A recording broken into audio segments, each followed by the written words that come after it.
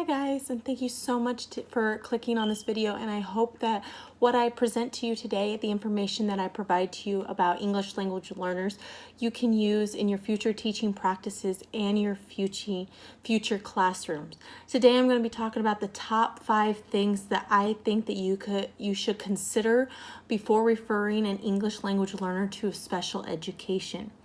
Now, while doing research, I was often asked multiple times, why did I pick this topic? And the truth is, special education is something really near and dear to my heart. And it is something that I have grown up into a family with. My mom has worked in special education for 13 years. And recently, what made me start thinking about this research topic is my mom got a new student in her special education classroom, and this young lady was from the Marshall Islands, and I often would overhear things, and in the process of this course I would hear things that like, oh, she's in special education courses, she's in pull-out programs for English language development. And then I finally asked my mom, going, does she have a disability? Or is it that she's just in the normal process of language acquisition?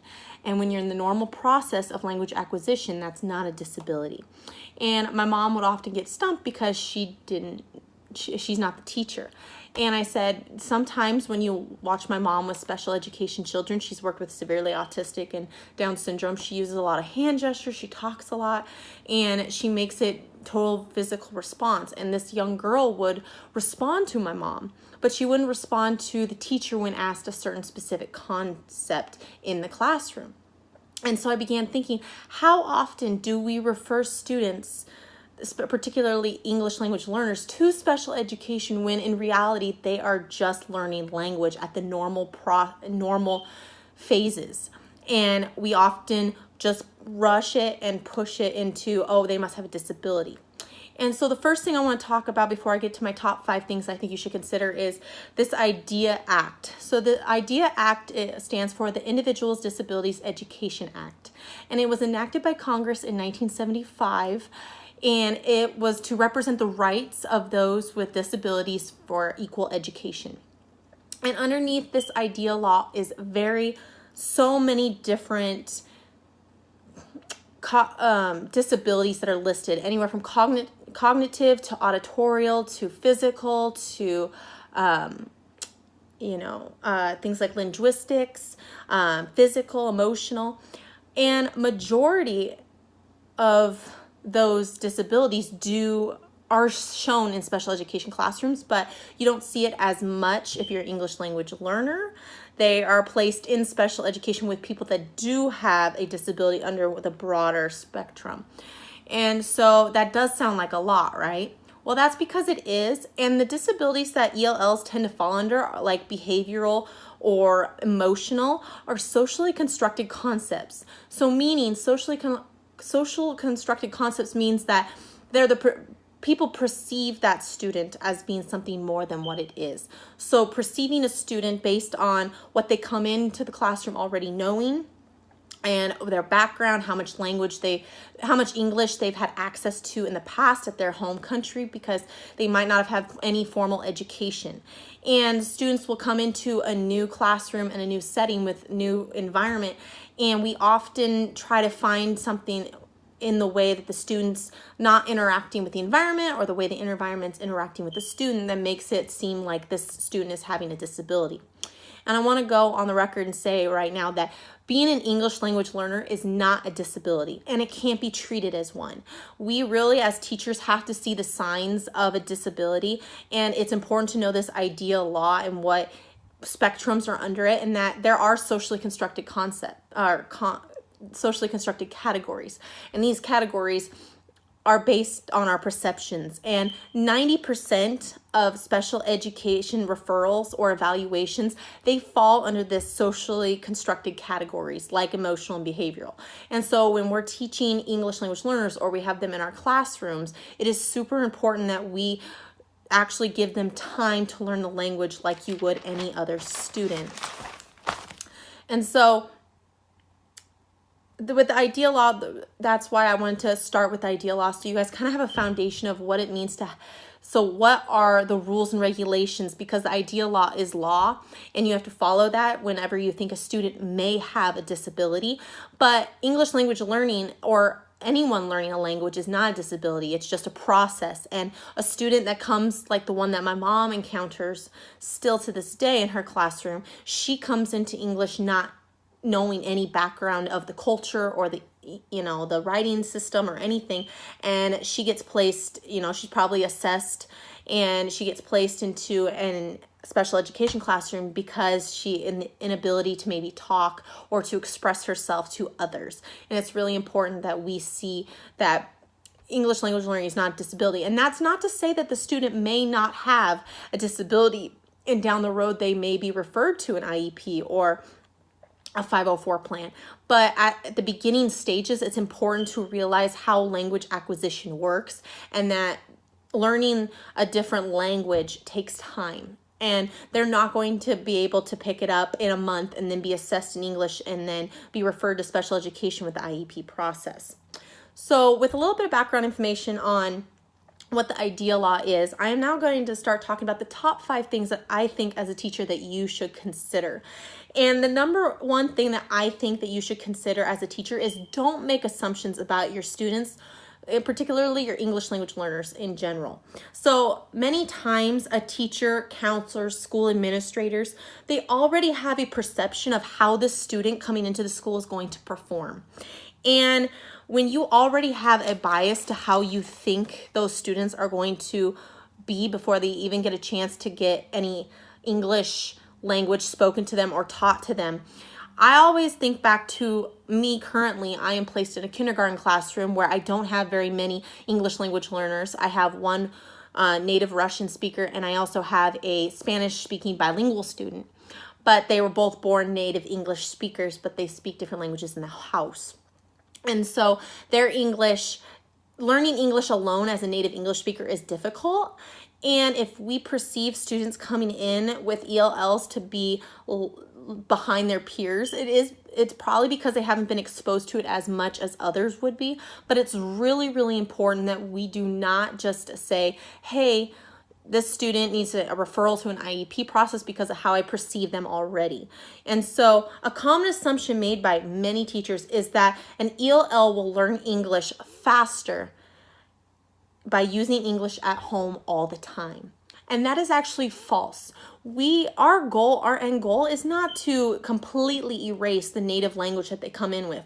We want them to be a bilingual student, meaning that going home and to their family and their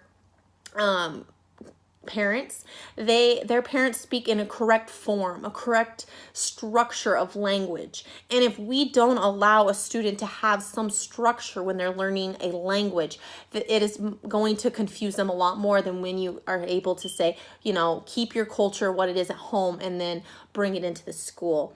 And their native language may be stronger than the English, and so we want them to speak with what they're confident using. If they're confident using Spanish or in Arabic or Russian, we want to encourage students to use that and their families and parents as much as possible in the home, because if they don't, then students are just going to have a difficult time learning English as is. Even though there may appear to be a delay with learning, when you do have students speaking another language at home, it is important that you understand that the brain can distinguish between different languages when you're learning them. And they may not be able to produce it, but they are able to say, wow, that structure is English or that structure is Russian. And so there is cognitive things going on when they're learning 2 languages. Don't assume as a teacher that your student, because he speaks a different language at home, that the English is going to be affected. Sometimes that is the case. Sometimes when native speakers go home and their family never speaks English to them during the summer, they tend to come back in the fall with more disruption patterns in their speech. But we want to encourage that. And with the use of English in the home, it may help their families to learn English structure as well. And another common assumption that I hear a lot is from teachers and through research is that we should avoid, and I think we should avoid at all costs, is that parents or guardians of ELLs that do not come to parent-teacher conferences, they just don't care. They must not care more than other parents because they don't show up to the important meetings. And the reason why this is a common assumption that I think you should avoid is because those parents, but depending on the cultural background, in many places and many countries in the world, teaching and educators are looked at as being high in the hierarchy, and that they have a certain position in the culture. And they know that their position is that they know what's best for your student. And so a lot of teachers will come in and say, well, I don't know what this student is doing, and their parents don't seem to care, they don't come in, when really their parents may care a lot, and it's showing a lots of respect to the teacher by not showing up to those things. They're saying, hey, you know my child, you know what's best for them. And the thing about this is, and how it connects with referring a student to special education, especially English language learners, is that we have to be that child's advocate. And what I mean by that is we really have to document and find the things that make it work. If we sit down and we think that this parent doesn't care and that, oh, this kid needs an IEP, and we rush the referral process and the evaluation process and the assessing process, what's ultimately going to happen is that child might not get placed where they need to be placed and with the services they need. And sometimes it's not because teachers and the school staff that are on those evaluations are uneducated. They're probably highly educated. It's just the fact that they don't know, they assume the parents don't care, and that I'm going to take them through the referral process, and hopefully at the end the parents will understand. And then you come to the referral table and you have parents who are native, let's say native Mandarin speakers, and you're making little eye contact, you're not speaking, directly to them, there's no interpreter. They don't know what you're trying to say to them about their child. And their child is just learning language in the normal way that we would all acquire language if we were placed in a different country, in a different part of the world that spoke different. And when they're sitting there with no support, they just assume that you, in your role as an educator, that you are the child's best advocate. And I think we are the child's best advocate, but sometimes I think that we do tend to fall into these categories that I have researched a lot, and that we do tend to assume things about family and parents, about how they interact with the school. And I just want you guys to know that just because parents don't show up back in their home culture, that might just be because it's out of respect. They know that you know what's best for their child, and that doing that will help them in the long run. So, and as in American schools, we do not feel comfortable, and it is our job to make families feel comfortable. I don't think we do a good enough job supporting the family. And one of the workshops visited last week did talk about building community, and I think that's super, super important. I think as a teacher of English language learners, or in general, it is important that in our teaching practices we build that community with parents and families, and that we help them and we make them feel comfortable being part of the school and not feel intimidated, because there are some parents, and that is a part of assumption, that some parents just don't care. And it's not that they don't care, it's just that they feel intimidated when they walk into a school.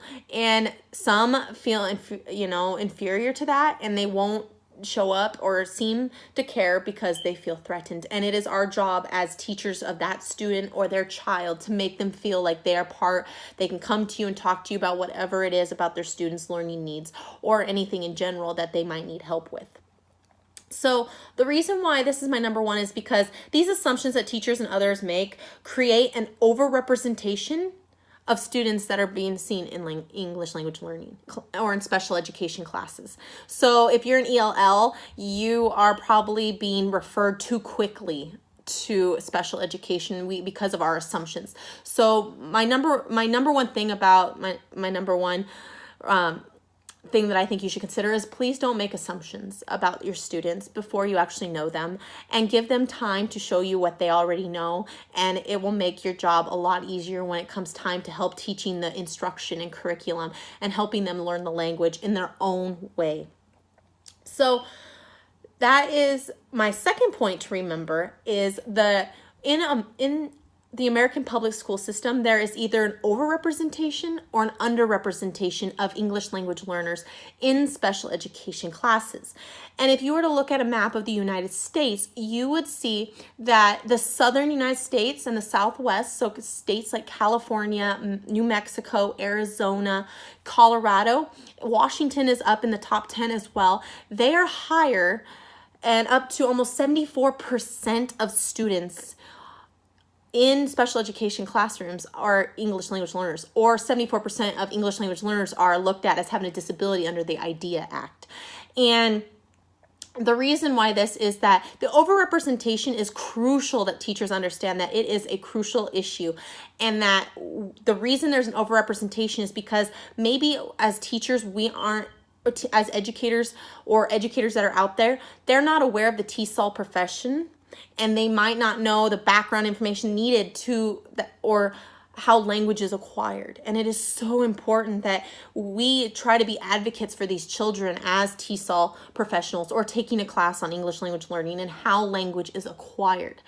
And the overrepresentation through research has shown that it depends on where you live, and there's an underrepresentation just as much. So the overrepresentation is a problem, but there's also an underrepresentation. And so the reason for the overrepresentation is probably because their teachers are referring students too quickly to special ed.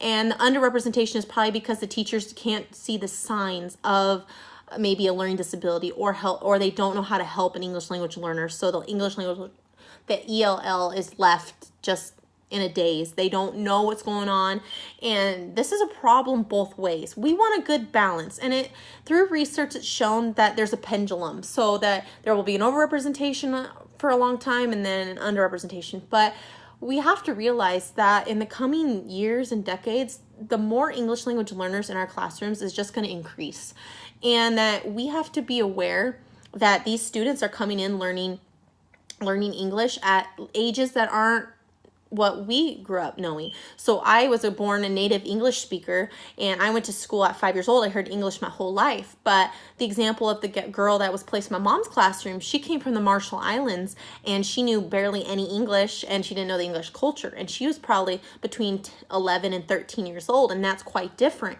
on the spectrum of trying to learn a language, also with trying to fit in.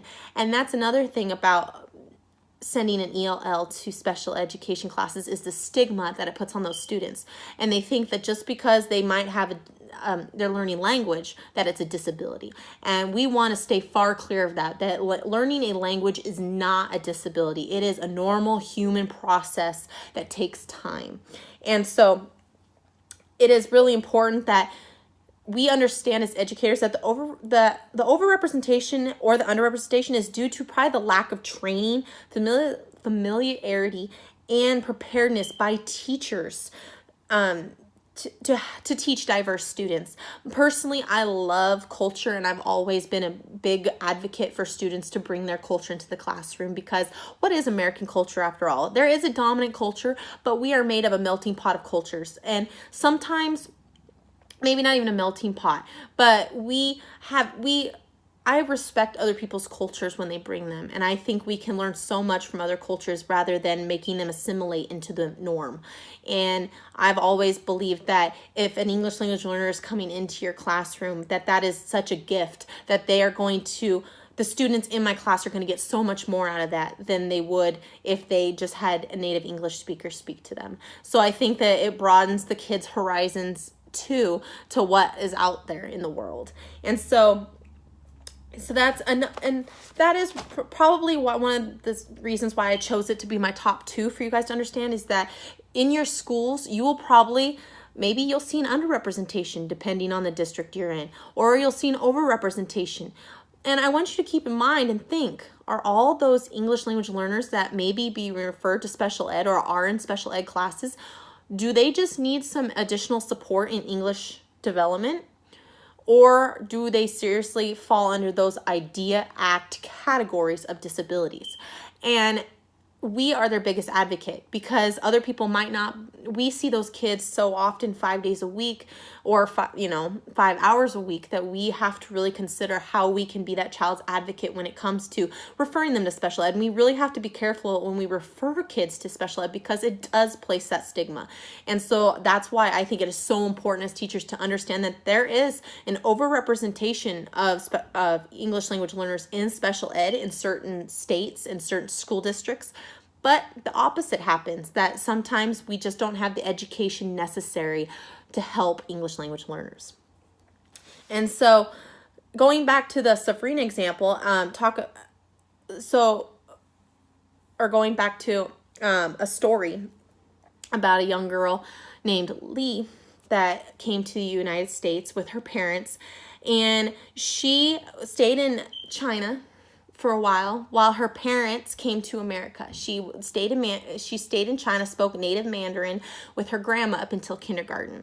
And the story that I researched was that she came over before kindergarten and was tested solely in English. She wasn't tested in any of her native language. She was tested solely in English. And it showed on the assessment part of the teacher that she was behind her peers and that she wasn't learning the content fast enough. Now, they didn't consider the fact that she didn't have any access to English language prior to this. And so her parents wanted the best for her, and they put her in kindergarten and wanted her to be in full day kindergarten. And the teacher realized that, hey, we need this student to have support. And that is a thing that I find while researching that's important, that one teacher took the time to say, okay, maybe I can support the student in other ways before referring them to special ed, because they just thought, well, she's going to be behind her peers and that's going to be a problem. So if you remember back earlier, that learning a language takes time. And so when you think of language, like BICS, basic interpersonal communication skills, BICS takes anywhere from 6 months to 2 years, and it might take longer depending on the student. So going back to the girl my mom works with, who came in from the Marshall Islands with no English, and she was placed directly into special ed and referred to special ed because it looked like she had a disability when in reality she didn't. And my mom would often say that she would talk very slim language. She would not use a lot of the content language. And a reason for that is because my mom, when she would work with her, and my mom's very verbal, total physical response, she uses a lot of gestures, a lot of images, points. It helps her understand the basics in the language that she can do. So the locker room talk, or the lunchroom talk, things she can talk to. So like she would say, oh, there's my sister, or oh, there's my brother, and she could talk to other English language learners or other students. But when it came time for content, she would just shut down and she'd be quiet. And often that the teachers assumed, and that she had a disability. And so that's why she was placed in a special education classroom. And often I asked my mom, like, so what is she would go with her to this English language development pull-out classes. And my mom would say that one time they were learning about pharaohs and the hierarchy in ancient Egypt. But the content that was being taught was Kelp. The language of that content area is Kelp, and Kelp takes anywhere from 5 to 10 years to master, and it could take longer time than that. And if you're already coming in at 11, 12, 13 at the middle school years, you're gonna have that stigma on you, as well as being like, oh, you're in special ed, but you're also learning the language. And trying to learn the hierarchy of ancient Egypt without images, there was no pyramid. There was no way for the student to know what you were talking about. And it is hard for native English speakers to know the content of ancient Egypt. And I would talk to my mom about this and say, like, wow, like they had no images for this girl. And so whenever they would call on this young girl, she would shut down and she would not answer. And so they would think that she was incapable of answering, and that wasn't the truth. She just couldn't find the language, or didn't learn the language necessary to produce what the teacher was asking. And so that ultimately leads to the overrepresentation, and probably majority of the English language learners that are in special ed is probably because of that reason. And so it's super important that we be advocates to these students and that we try everything we can before we try to refer them to special ed, unless their parents ask for it. But if they come in and they are native Mandarin speakers, Marshallese, or Arabic or Russian, and they don't know too much English, it is important that we be advocates for these kids. And so the third thing I think that is really important for you guys to understand, to know for your future teaching practices is don't ignore the silent phase. I know earlier in the quarter on this online class, we learned about the silent phase, and it is crucial that we don't overlook it, because this stage of language language acquisition is critical, and it is just a normal part of the language process. And so during the silent period, the English language learner does not produce language, but is actively processing the second language around them. And so I go back to the example of the young girl my mom works with. She probably didn't answer the content area question, but she knew what you were asking. She just couldn't find the language. And often that when she first came in, she wouldn't answer questions, and that was because she was in the silent period. And I told my mom that. I said she's probably not talking because and she would move with my mom's gestures, but she wouldn't speak. And I said that's because she's in the silent period, or the silent phase of language acquisition, where they're actively cognitively like taking in the language, but they just don't have the words to speak it.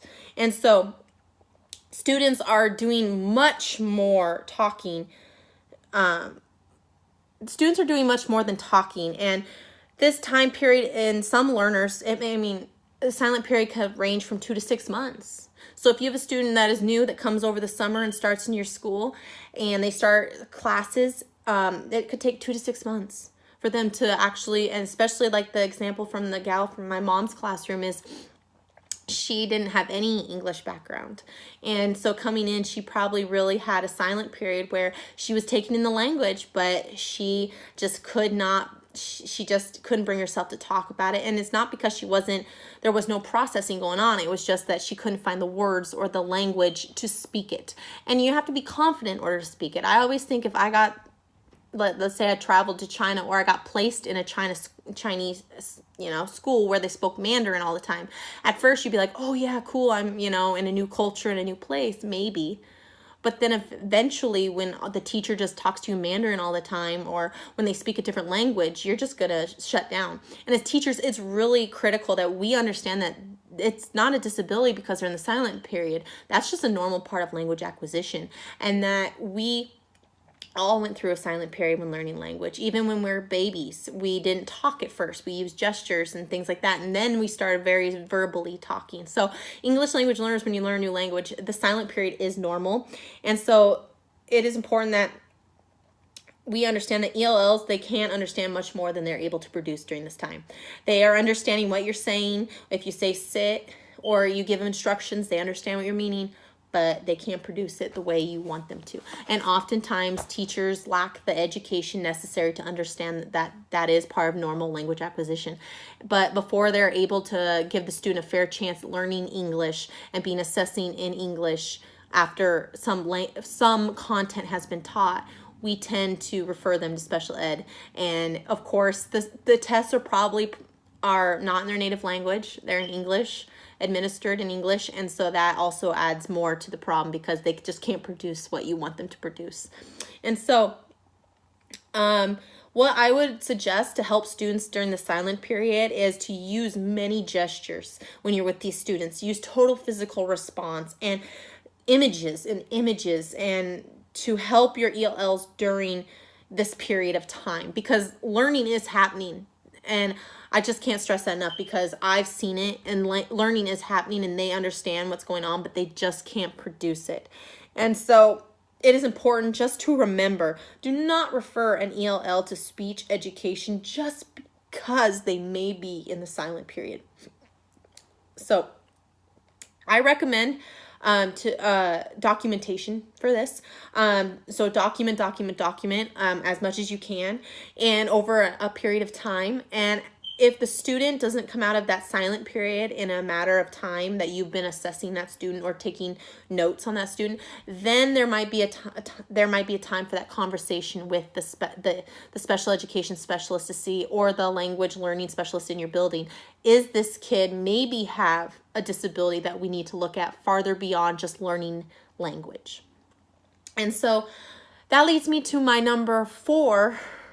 And my number 4 thing that, my number 4 thing that I think that will be important for you to understand in your future classrooms is, do not discount extrinsic factors of your students' motivation to want to learn language. And so what I mean by that is, external factors are those factors that characterize the particular language learning situation. So curriculum is a good example, and instruction. So curriculum is an extrinsic factor of ESL, because the totality of what you teach as a teacher has basic language needs.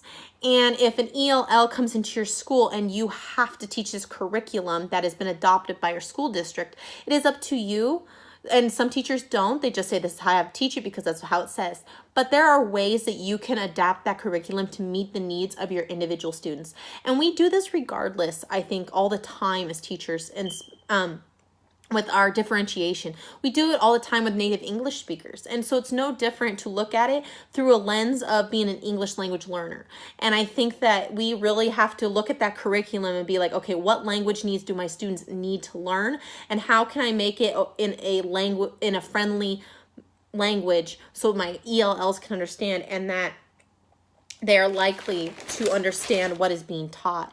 And there's this belief that if students are fully submerged into the mainstream program without any extra association, that they will learn English quicker. And that's not true. Students actually benefit greatly from extra assistance, whether that's a one-on-one, like a paraprofessional, or if that's just an ESL program that you go to like 2 periods a day, or things like that. So we really have to make sure that our instruction is meeting the learning needs of our students, and that we adapt the curriculum to their individual needs.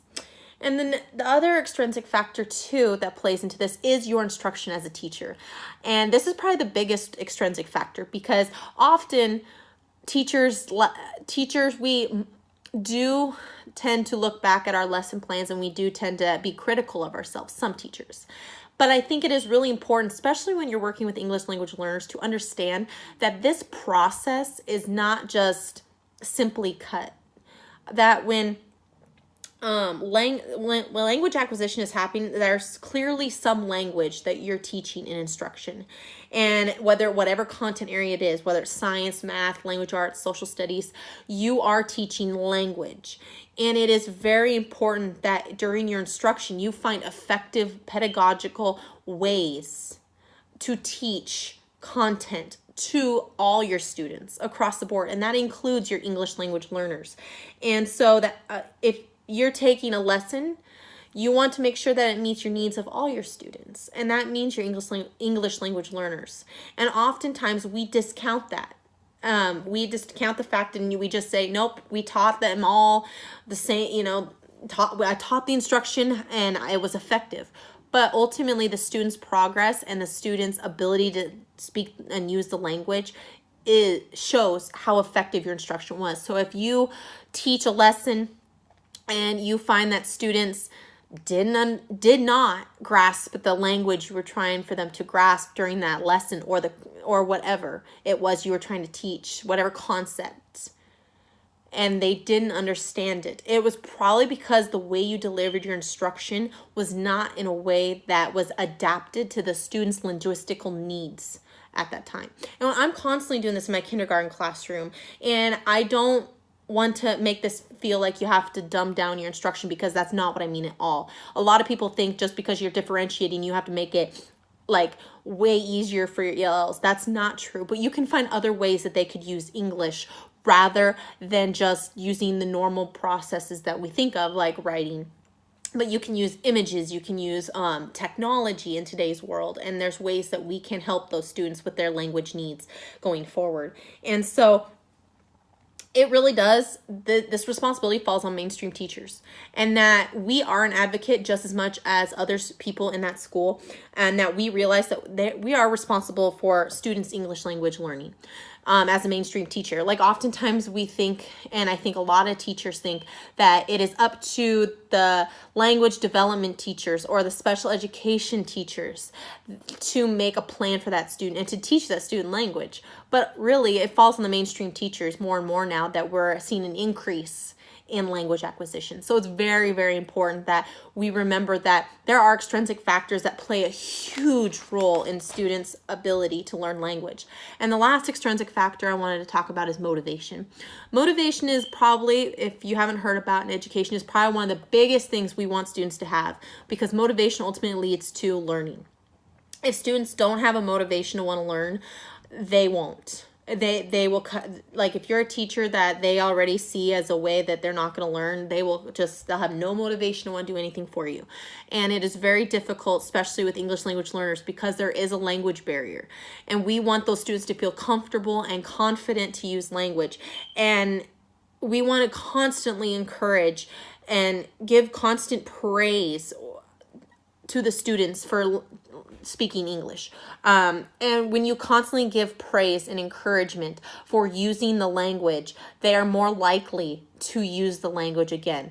And it falls down to having a good classroom community, of being safe and feeling that you can speak English and even be wrong and you're not going to be made fun of. And that's super important for teachers to know, is you need to create a community where your students feel that they can use the language and that they're continually encouraged to use their language. And when students say something wrong, don't overreact to it. Just correct them in a way that gives them encouragement, like, you did this part good, but or just give them a constant encouragement to use that language, and it'll work. And a lot of this, I think, the language, it plays into culture and the status of the student in situations where they're placed has an effect. So if your culture is not part of the mainstream American school culture, you're probably going to suffer more in language acquisition than you would if you were part of the mainstream culture.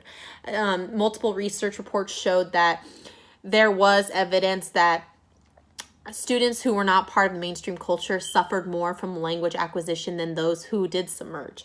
And so it is really important, and that as teachers, that we take into consideration all these extrinsic factors that play a role in allowing a student to learn language, and that those factors are normal determinants of using language. And we should really look at the extrinsic and intrinsic factors before referring to English language learner to special ed.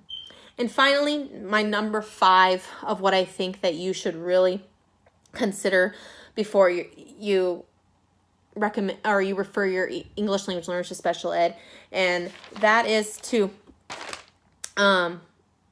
respect culture, to understand that the cultures are different, and that the culture that students come in with are just drastically different. And if you have a student who is going through a special education evaluation and has differences, and we tend to be like, okay, how much formal schooling has the student had?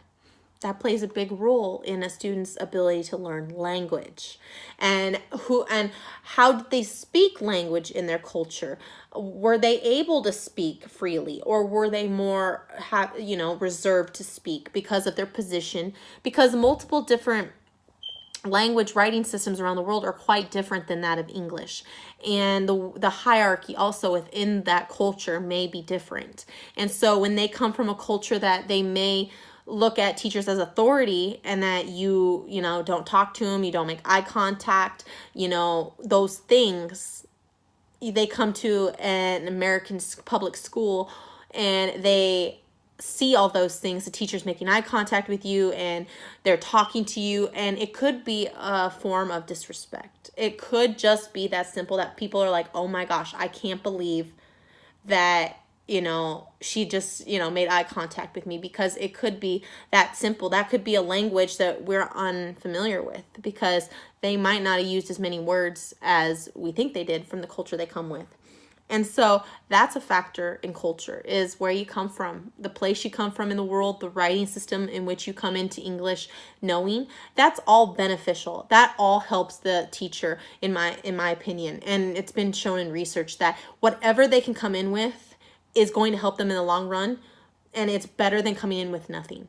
And so we have to do our research as teachers and realize that, as when we have English language learners, that it is not just one method that works. We have to look at the language and the writing system in which this comes from, and see what kind of problems this kid might encounter when trying to learn English.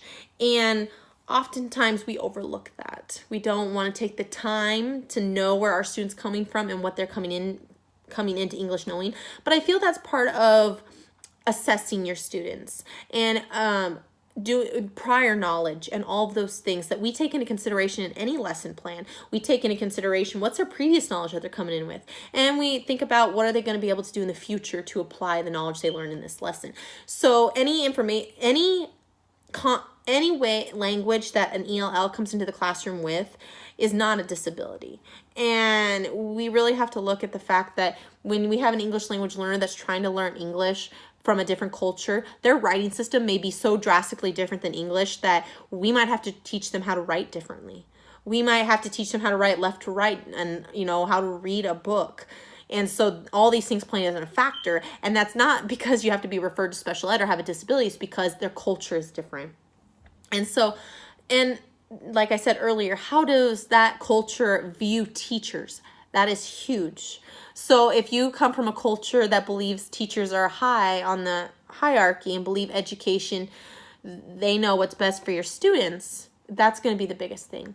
But if you come from a culture that might not have had formal schooling, and that they never have had to sit in a desk before, that they've been in war-torn countries, they may not be able to understand the position of a teacher, the hierarchy, or the respect that some cultures give teachers. And I think sometimes as teachers, like, this is a good thing, but it's also, we need to include parents. They might, like I said in my assumptions, they might just think, oh, the teacher knows best. But we want to include them the best we can, because in our culture, we are very collaborative.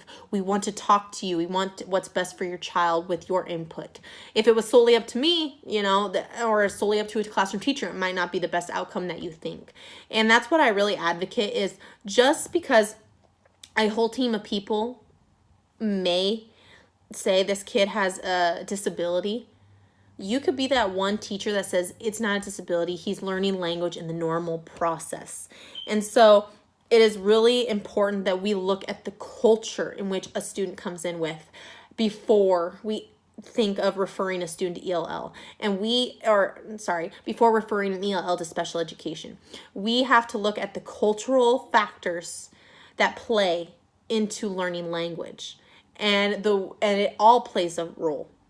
And maybe you come from a culture that is very, gestures and verbals. You come here and a teacher's just talking mellow-tone. You may not be able to pick up the language. And all of these 5 reasons that I've listed today that I think will help you in your future teaching is critical, because don't make assumptions about your students. Look for the overrepresentation or the underrepresentation in your schools and see why there is. Is it because they have a disability, or is it because we're referring them too quickly and we're not looking at ourselves as educators to see maybe it's maybe our instruction is ineffective.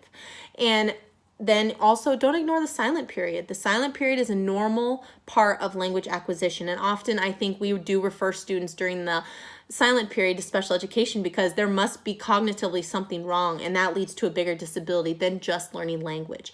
And then that student has a stigma that stays with them, and that they think because they're learning language, they are having a disability when it's not. 4, don't discount the extrinsic factors. The intrinsic factors are a big play, but extrinsic is huge. How all those outside factors in the environment play into a student's ability to learn language is huge. And all of the things that I've listed today in this video, they all help you as a teacher before you even have to refer a student to ELL. I would go through that checklist. Did you see the silent period? Did you document? Did you see an overrepresentation or underrepresentation in your school population? Is there a problem there? Do we have to look at other ways of assessing students when they come in knowing another language? Are we counting those extrinsic factors? Are we counting those cultural differences and language differences that they come in with? And so I really hope that in today's video, you guys learned some new additional information that will help you in your future classrooms. And the top 5 things that I found that I think teachers should consider before referring a student to English language learners. And finally, I just want you guys to know that this is some near and dear to my heart, and that I really want all teachers to be an advocate for English language learners.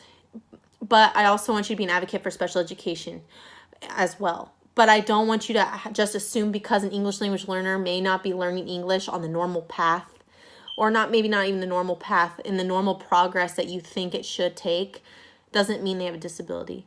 And sometimes you will have to talk to and collaborate with others in your building to find if the student needs additional help. So that's what I have for you today, and I hope that you learn some new information that you can use in your future classrooms and in your future teaching practices.